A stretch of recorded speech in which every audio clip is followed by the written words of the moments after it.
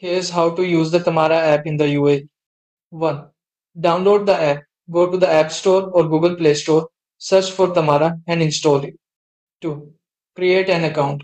Open the app, tap Sign Up, and register using your UAE mobile number, email, and Emirates ID details. 3. Verify your identity. Complete verification by entering the OTP sent to your phone and uploading your Emirates ID if required. 4. Browse partner stores. Inside the app, go to Shop Now to explore all online and in-store brands that accept Tamara. 5. Choose a payment option. When checking out, select Pay with Tamara. You can pay in 4 interest-free installments or next month depending on the merchant. Number 6. Complete your purchase.